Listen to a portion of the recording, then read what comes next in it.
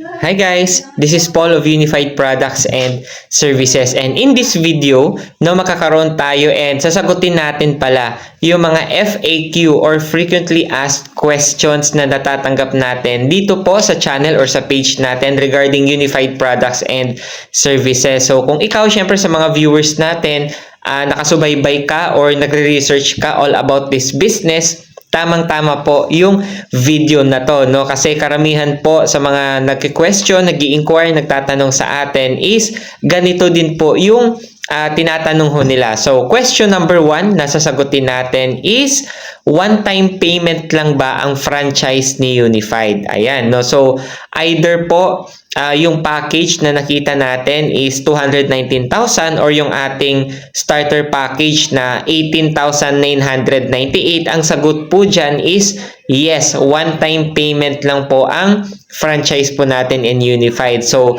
syempre, bilang baguhan, 'di ba? Kumbaga pwede kang mag-start sa halagang 18,998 kung hindi pa natin kaya yung 219,000 na package ho natin. Pero ang good news ho niyan, 'di ba? Huwag kang mag-alala kasi kahit ako po mismo, diyan po ako nag-umpisa sa starter package ni Unified. And syempre, one-time payment lang po talaga 'yan. So ako po, imaginein mo, I've been doing this business for more than 7 years na, correct? Since 2016. So, kumbaga yung pagsali ko po noon, yun at yun po yung binayaran ko, and yung binili kong franchise until now is nagagamit ko po yung system, nakakapag-transact ako, and patuloy po akong kumikita, no? Kaya guys, kagandahan po dito kay Unified, isang beses lang po tayo magbabayad, wala pong expiration yung account, correct? Wala po tayong renewal, tama po. And ang good news po dyan, transferable pa po yung account natin. So, anytime in the future, pwede mo siyang ipagamit, di ba, sa mga kamag-anak mo, sa anak mo, sa asawa mo, sa mga kapatid mo, no, para at least, di ba, mapakinabangan ho nila yung negosyo ho natin. So, to answer, syempre, that question, yes po, one-time payment lang po yung franchise ho natin in Unified, and lifetime na po yung negosyo ho natin.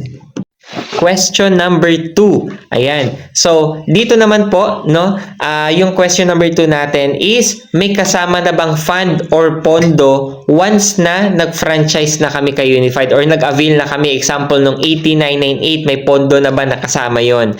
Correct? So, possible karamihan, guys, is dito sila dito sila parang anong tawag ba doon?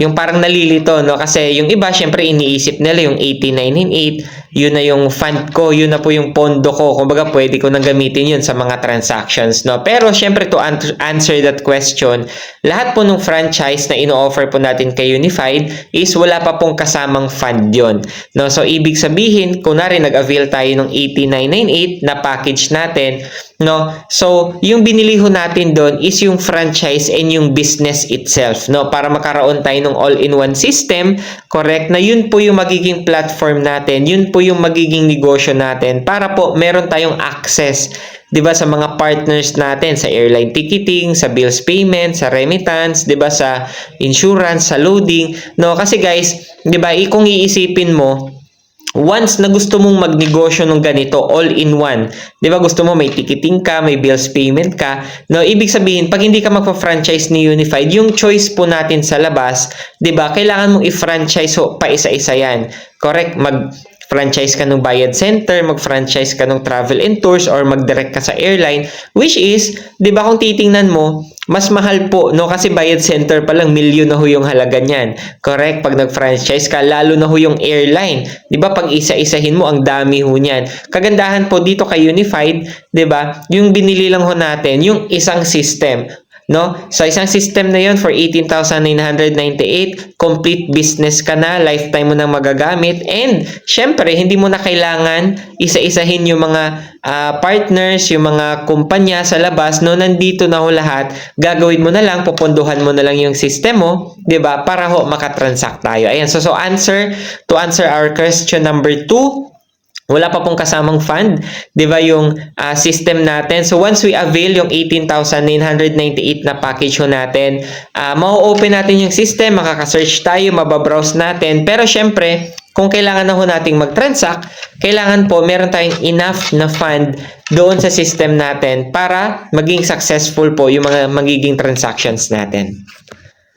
Question number 3. Ayan. So, ito question number 3 natin, guys. Since karamihan po sa mga talagang nakapanood sa atin or yung mga nag-i-inquire sa atin is OFW, mga nagtatrabaho po sa ibang bansa. So, usually, ito po yung tinatanong nila, pwede ko bang gawin ang Unified Products and Services kahit sa abroad? Yan, magandang question ho yan. And ako po mismo, relate ho ako dyan. Correct, no? Konting background lang po sa mga hindi po nakakaalam is ako po, ex-OFW po ako, no? Nagtrabaho po ako dati in Singapore last 2017 until 2019. So, ang good news po dyan, kahit nagtatrabaho po ako, doon po sa abroad, meron akong full-time na work, na job, correct? Pero sinasabay ko po itong negosyo natin. So, to answer that question, ang sagot po is yes. No? So, ang dami ho naming mga partners, business partners na ginagawa ho sa Unified kahit sa abroad po sila until now. Correct? Iba-ibang bansa. Merong sa Asia, merong sa US, merong sa Canada, merong sa Middle East. Kahit saan ka po sa buong mundo, no? Basta may gadget ka, syempre basta may internet connection ka, and nakapag-avail ka nung franchise natin in Unified, pwedeng-pwede mo hong gawin, pwedeng-pwede kang kumita ng extra, pwede kang magnegosyo kahit sa abroad. And kagandahan kasi dyan, once nasa abroad tayo, ang laki ho nung market natin. Tama? Pera padala pa lang, di ba? Ang dami mo ng customer niyan. Kung marami kang kaibigan, pwede mong i-offer doon. Pag-book nung ticket, di ba? Pag ikaw mismo uuwi ka, ikaw yung magbabayad ng flight or ikaw yung magbo-book ng flight mo, mas makakamura ka once dito mo bibilhin.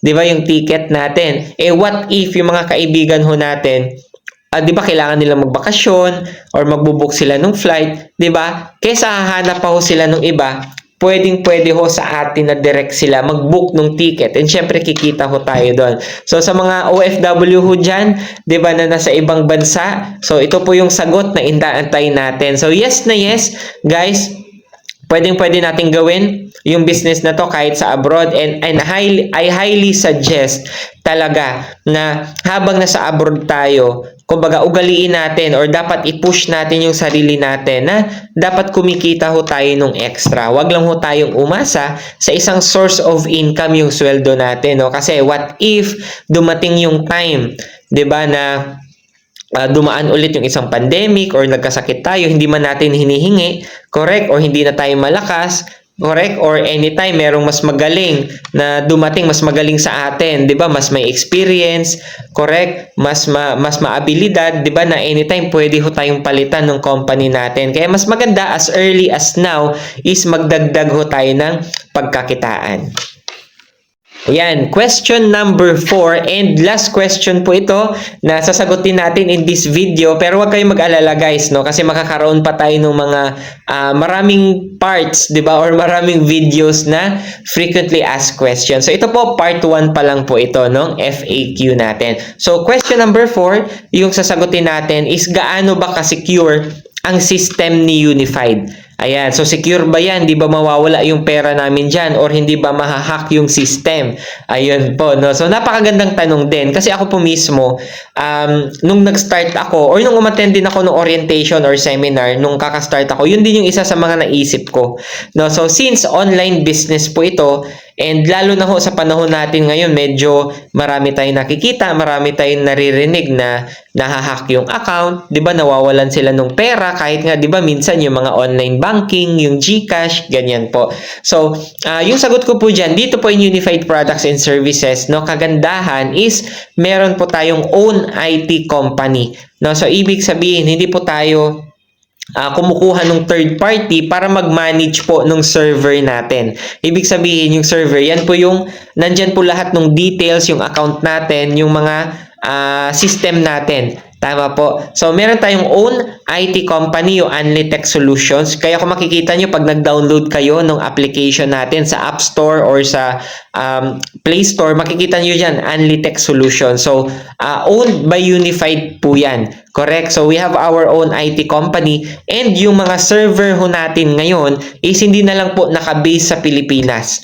Correct? So, nag-invest yung company natin, no, para mag-outsource nung server natin sa US. So, ngayon, partner natin dyan, yung Google, yung Amazon, no, para at least mas malaking server kasi dumadami ho yung members ng Unified Products and Services. And syempre, napakarami ho nating mga security features sa system natin. Kaya kung manonotice nyo, siguro kung nakita nyo sa mga videos ko na iba, no, so dalawa po yung password natin. Meron kang login password, meron kang transaction password. No, correct? So, ibig sabihin, pag nalaman man yung login password mo tsaka yung username mo, correct? Bago siya makapasok, di ba, sa system natin, meron munang magno-notify sa email mo. Correct? No? Kasi kunwari, gamit niya ibang phone, ibang gadget. So, madedetect po yun ng system na ino-open yung account mo sa hindi mo usually ginagamit na gadget. So, automatic, kailangan i-activate mo muna sa email yon. No? Kailangan merong approval mo para maka-access yung iba. No? Pero if ever naka-access man siya sa system mo, no, pero hindi din siya hindi niya basta-basta makukuha yung pera mo. Bakit? Kasi may another password pa.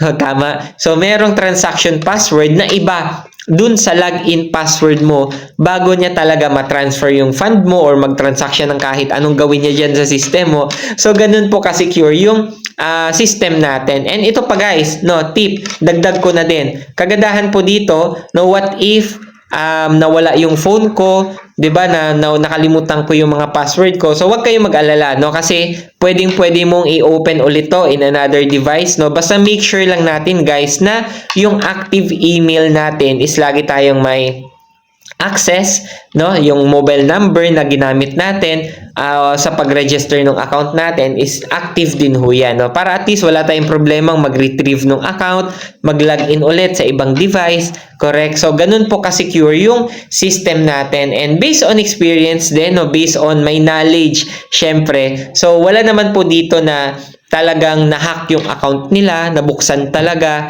Correct? No? Pero syempre, ingat po tayo, no, doon sa mga nagpapanggap na mga unified member. Minsan baka may mag-message sa inyo. So, kailangan talaga guys is tingnan nyo kung legit sila. No? Paano nyo malaman na legit na member yung isang tao? So, kailangan po meron silang registration code ni Unified. No? So, makikita yon sa system nila. So, meron silang unique number dun. Pwede mong ipa-screenshot.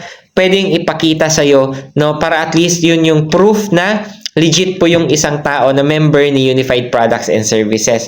So, ayan guys, hopefully, nasatisfy ko kayo sa sagot ko doon po sa 4 na questions na kinater po natin ngayong araw na to. So, pero, sa mga viewers natin dyan, if you have more questions na gusto mong itanong, no, you can comment down below, no, para i-check ko yan. Malay mo, masama natin yan sa mga another parts or another videos natin on our frequently asked questions. So, thank you so much sa pagsama sa akin ngayong araw na to. Kaya kung napatapos mo yung video na to guys hanggang dulo, please comment down below please comment down below FAQ. Ayan, yun na lang. So, please comment down FAQ para alam ko din na napatapos mo talaga hanggang dulo yung video natin. And make sure to like, share, and subscribe dito po sa channel para lagi kang updated sa mga unified videos natin. With that guys, God bless po sa ating lahat and follow for more.